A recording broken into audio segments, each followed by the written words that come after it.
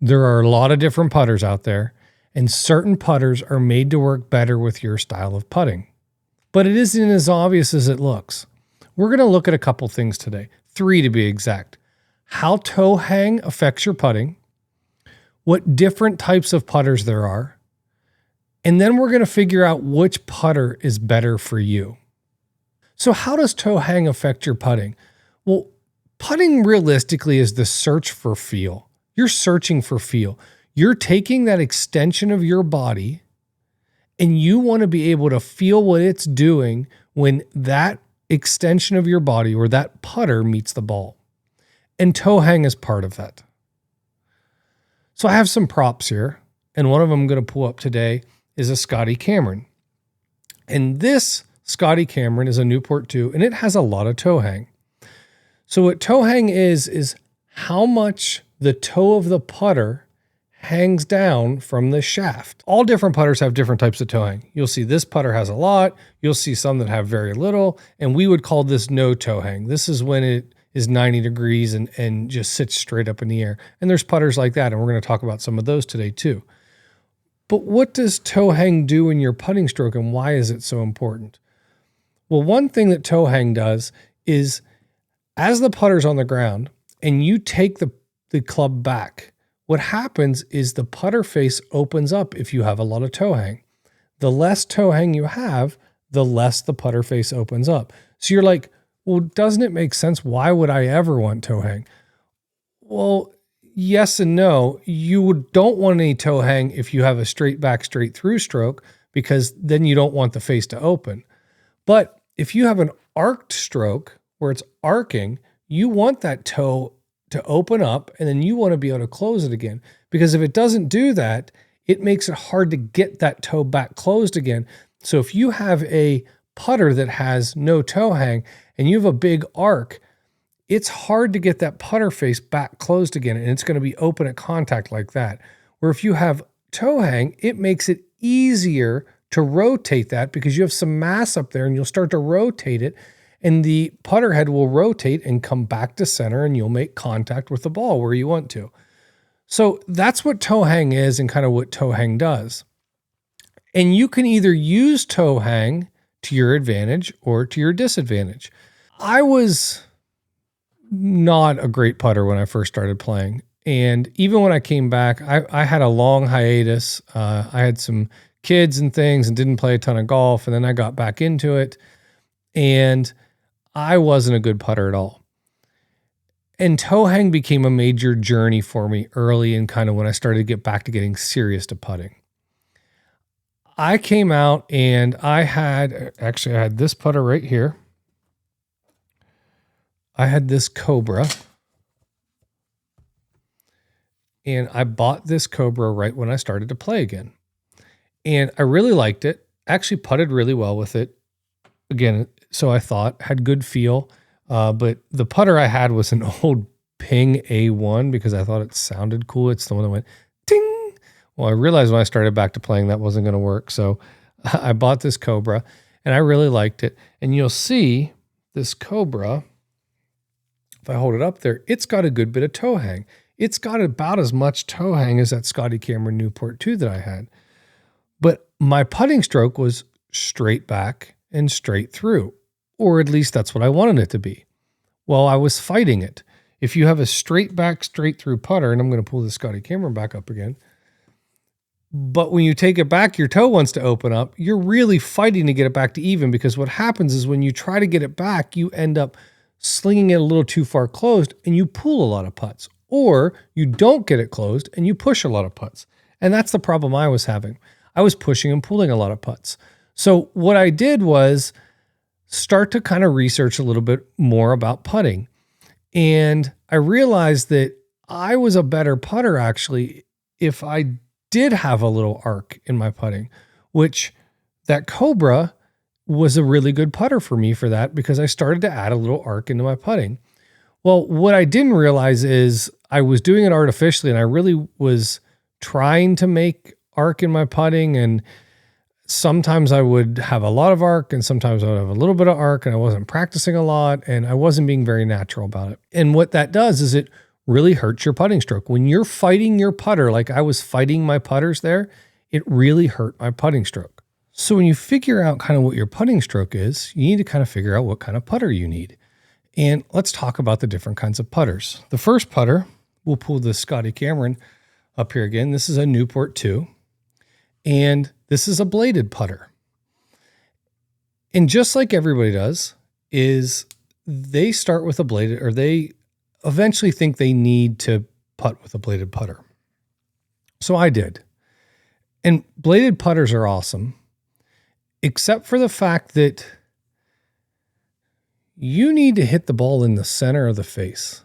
And if you don't hit the ball in the center of the face, your putt goes astray pretty quick. The good thing about a bladed putter is they have tons of feel. It's really easy to determine the distance you're going to hit the ball, and everything just feels great.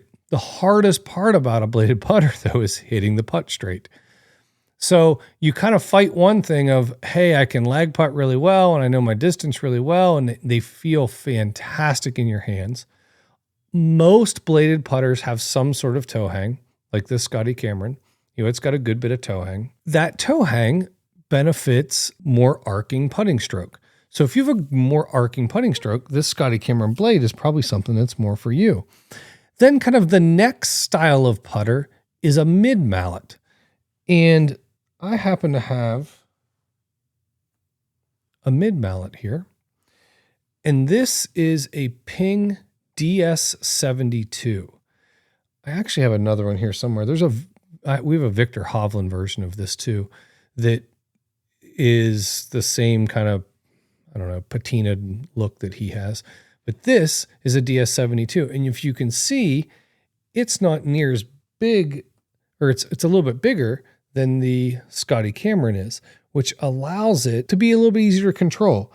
Off-center putts that don't hit the center of the face have less tendency to turn because you have more mass behind it on the outside and on the inside, which prevents the putter from torquing in your hand. And the DS72 is an interesting story because this is actually a counterbalance DS72. And I know this is hard to see in the video up close. I'll try to get an image to pop up here and show you. But you can see this is a counterbalance, which means it's longer. You actually grip the putter down here, and this much of the putter sticks above your hands. And what a counterbalance putter does is it allows you to have a little more control. You have a little more weight at the bottom, but you also have weight at the top. So you're kind of holding it in a pendulum. If you think about balance points, let's say the balance point of this putter is about right here. Well, if this wasn't a counterbalance putter, the balance point of this putter would be closer to down here. And what that does is by moving the balance point up, it gives you a little more control, acts more like a pendulum, and is just a different feel of a putter. And what's interesting is I putted really well with that putter. I actually probably would have used that putter a lot longer. And I have a tough time illustrating this because I don't have a flat surface here. But when you set this putter down, it rocks closed because the bottom is not flat, it's curved. And because it's curved, when you set it down, it sits here and it rocks itself closed. Or I probably would have used this putter a lot longer. But this always closed, so you almost had to hold it open and address, and I never really liked that. What's funny about that is this whole counterbalance story comes back around at the end, so stick around for that a little bit. Some more mid-mallets here. The first Scotty Cameron I ever bought, this is a Phantom 5.5. These are interesting putters. JT uses one, Max Homa uses one. They are fantastic. It has a little bit of a slant neck. As you can see, this putter allowed a little more. So I went from straight back, straight through. Then I was like, hey, I can't control straight back, straight through real well. I'm going to add some arc. So this adds some arc. You can see the toe hang in this. It's not quite as much as that Newport 2, but it's got a good bit of toe hang. And I really like this putter. This putter worked really well for me. The feel of this putter is still probably the best feeling putter I've ever had with a ball off the face. It's just soft. It feels great. It's a really sharp looking putter. It lines up really, really easy to my eyes. So did the DS72. It lined up really easy for me. But this Phantom 5.5, I really got along with for a while, and I really started to putt well with it. So I was like, okay, I like this, but let's see if I can make my putting a little bit better. And the Scotty Cameron released the Golo 6.2 limited edition. It was the copper one. I'll throw a picture up here on the screen. I actually made a review of that club. I'll put a link in the description for that. I absolutely love that club. There were a couple things that bothered me that kept me from keeping it. One of the things I liked is it had a plumber's neck, and that plumber's neck and my eye get along really, really well.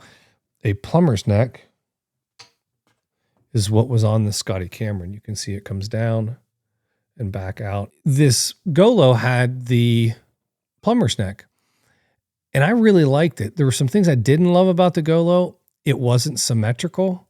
It wasn't exactly round in the back. It was a little wider up at the base than the toe area, or maybe it was the toe area than the base. I can't remember, but it just symmetrically didn't look right to me. And when I started to putt with it, I loved the feel of it. And then I kind of didn't like the feel quite as well. I putted really well with it.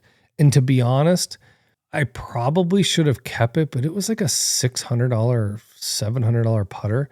And I just couldn't justify it, but it really felt really good.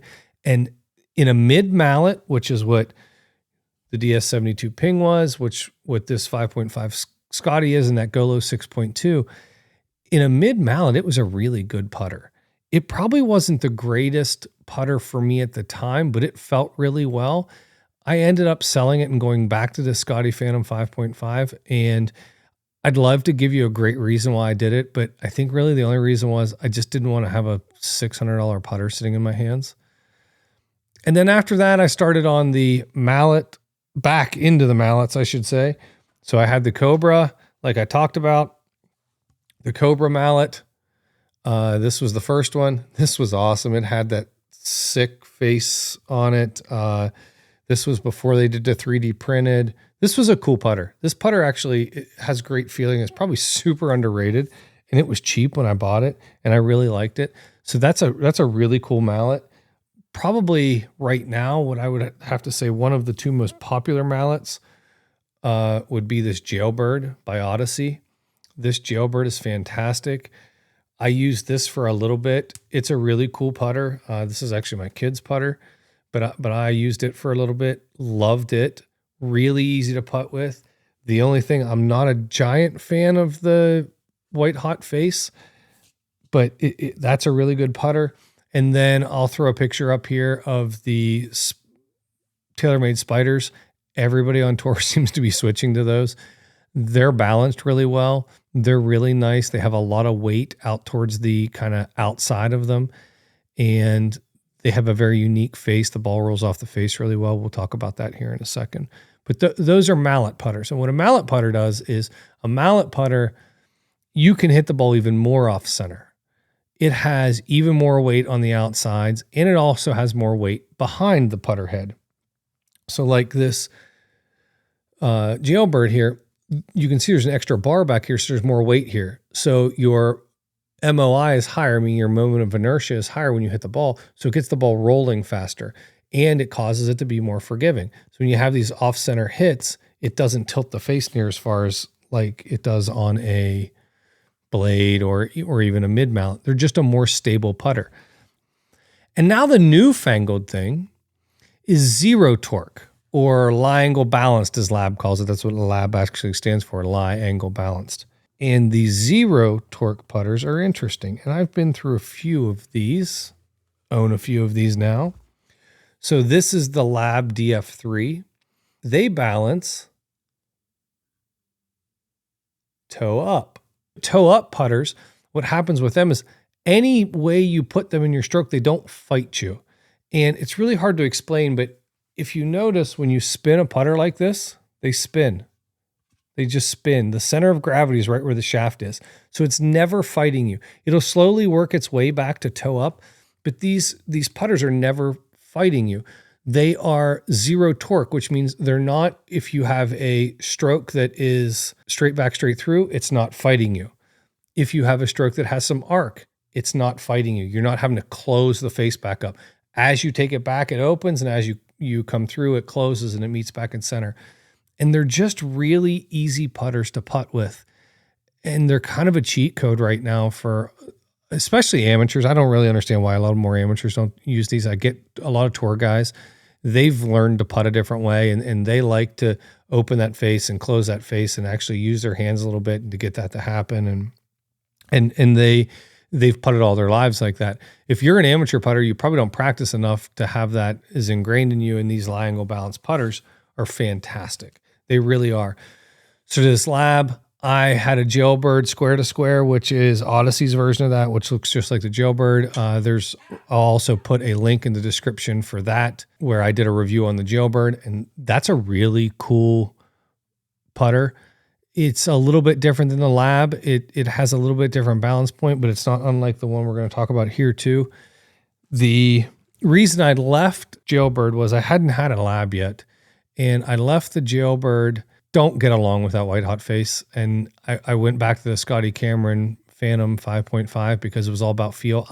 My lag putting was horrible, and I wanted something that was going to help me with my lag putting because it's very easy to three putt if you're putting from 30 feet away and you're still 15 feet away on your second putt or 10 feet away. So I went back to that 5.5 to help with that. I did make a lot more shorter putts with the square to square, but I just knew it wasn't the putter for me. So I struggled around a while with that Scotty Cameron again, and I went from a straight back, straight through back to having some arc in my putting, and decided, you know what, I'm done. I got to figure something out. I'm putting terrible. I used that putter right there, actually you just saw, which is my kid's lab, and I putted 2 rounds with it. I went home after the second round and ordered myself a lab of my own right away.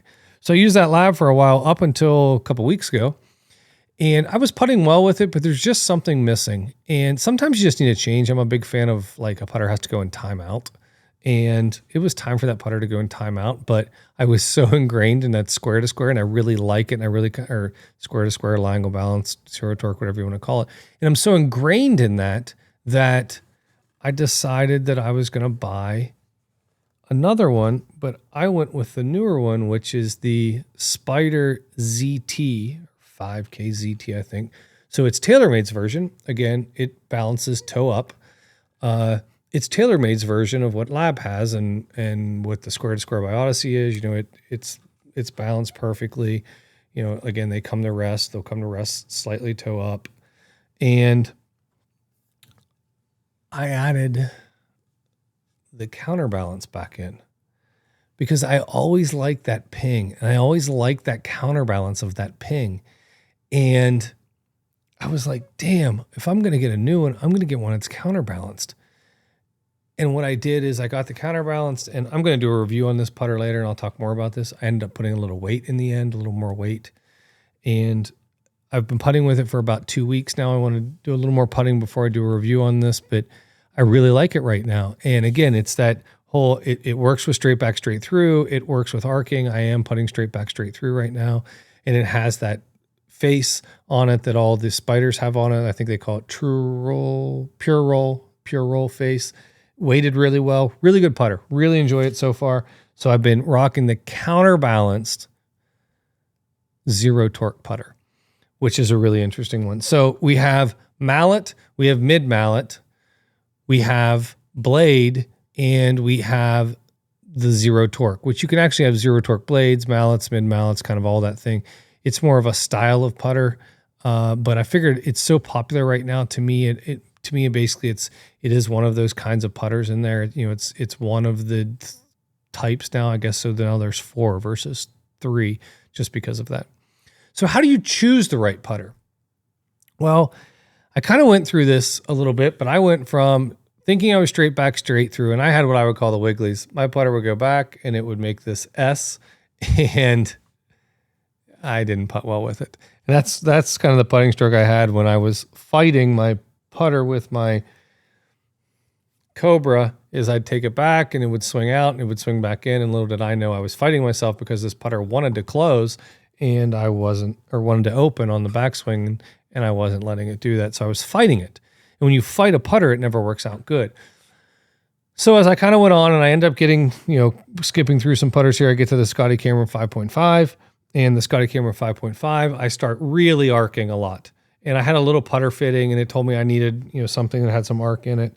And I really was arcing a lot, which ironically, when I had that putter fitting, it fit me with a lab and an arcing putter. I went with the arcing putter. Little did I know I would come back to the lab later. But I went from that Scotty Cameron and some toe hang to kind of being lost and not understanding what to do. And a lot of that was I was really getting far away from the ball to help add some arc in my putter, and my toe was getting up and I wasn't hitting it square, and I was just a mess. I was a mess, and it took a total reboot. And that reboot had me go to these zero torque putters. And what's nice about these zero torque putters is, like I said, they're toe up. They kind of don't fight anything. So when I started with a putter that had some toe hang, like this Newport 2, and then you go to something like the Jailbird, which has no toe hang, it faces straight up in the air. They call this face balanced. That's a face balanced putter. And then you add something in between that, like 5.5 by Scotty. It doesn't have as much toe hang. I kind of ran the gamut. So when you pick up the Lab or the Spider or whichever face balance, and you get this ability for this putter just to never fight you. It's always kind of facing the direction you need it to face. And they're really easy to putt with. And I really enjoy those. If you have too much toe hang, you're going to push and pull putters because you're going to your toe's going to open up on the way back and close on the way through. If you have not enough toe hang, let's say you have a face balance putter and you're adding arc, well, then that putter isn't going to want to open for you. It's going to want to stay closed. You're either going to manipulate it and keep it open, or you're not going to manipulate it and it's going to be closed on you. You're going to pull a lot of putts. And then you have the zero torque putters, and they kind of work with any stroke, which is what makes them awesome. You need to fit your putter to your stroke. So if you have some arc in it, you need something with some toe hang. The more arc you have, the more toe hang you need. If you're straight back, straight through, you need to go to a face balance putter. And a zero torque putter kind of works for all of them. But if you've been an arcing putter person and you've used toe hang and you try to go to a zero torque, the adjustment's steep. It's not as easy because you're going to end up wanting to close that face. And when you close that face, you're going to end up pulling everything. So it was an adjustment for me from when I went from toe hang to a zero torque. And before I ended up matching my stroke and my putter up to straight back, straight through. Not that I couldn't have had arc with the zero torque, because you can. It just made more sense for me to go straight back, straight through and add less airs to my game. So make sure that your putting stroke and your putter match, because most people don't. There's a guy at my club that he's like a 15 handicap and he has a bladed putter. Putting with a bladed putter is hard because arcing putting strokes are hard because you have to time everything up. And he's not a bad putter. Little does he know, if he went to a mallet that had a little more stability, so when he had off-center hits, the putter didn't sway as much. He didn't have to, he fights his stroke a little bit because he doesn't have a big arc. He either has very little arc or no arc. So he's really fighting it and it hurts him. It's really tough on him. And I want to tell him, I've kind of subtly hinted a few times, but I want to tell him, hey, his name's Richard. He probably will watch this. Hey, Richard, get yourself a mallet and get yourself a mallet that doesn't have any toe hang. And I think you'll be a lot better putter. So how do you pick the right putter? Well, the first thing, you got to settle on your stroke. You don't do what I did. You don't change strokes 13 times in 4 months. So you settle on a stroke. You either have straight back, straight through, a little bit of arc, a lot of arc. And when you get done with that, you need to figure out, okay, now I know what putter I need. And you dictate that by figuring out how much toe hang. This putter, big time arc. This putter, less arc. This putter, I've got so many putters here. This putter, no arc. These putters, kind of whatever you want, but you're going to find that if you've had a lot of toe hang in a putter, it's going to be a tough match for you unless you've been terrible. Then maybe the change will be good for you, which it was for me. So that's kind of how you pick that out. Now, you say, well, how do I know if I want a counterbalance? How do I know if I want a Spider or a Scotty Cameron 5.5 or a Ping DS72? And I think once you understand what kind of putter you need, whether it's a face balanced or a little bit of toe hang or a lot of toe hang, or you want to go zero torque, then you got to go putt with them a little bit. A lot of it's feel. The counterbalance thing doesn't work for some people. The counterbalance thing just feels right to me. Holding the club down here and having all of this with some extra weight at the top, it feels good to me. I pendulum really well. I really like it. And it just makes it easier for me to swing the putter and hit putts more naturally. The less I think when I putt, the better I am when I putt. So I highly suggest that you go out and find what qualities matter to you. Hell, some of you may just like the Lab because it has this awesome ball picker up, or because you're an older guy or girl and don't want to bend down and pick it up. So you need to figure out what qualities matter to you. Do you like, what sight lines do you like? Do you like dots? Do you like lines? Do you like tees? What do you like?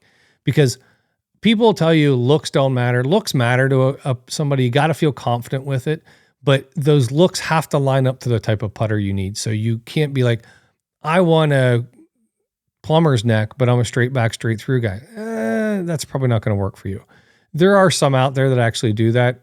They're few and far between that have very, very little. They still have a tiny bit of toe hang, but there are a few that have very little toe hang that are like that. But you need to figure out what you like, and then what alignment markers you like. And then you need to figure out what putter matches your game through that. And it's going to be a little bit of trial and error. It really is.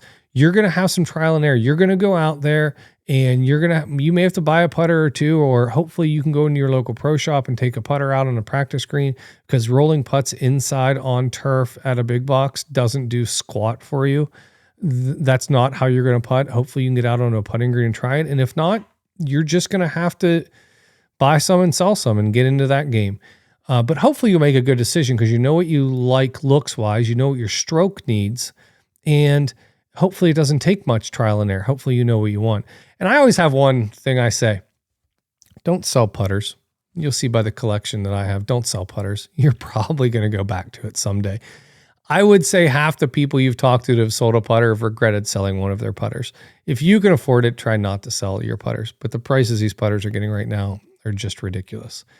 And the most important thing when picking a putter is make sure you feel confident in your stroke and your putter is not fighting that stroke you have confidence in.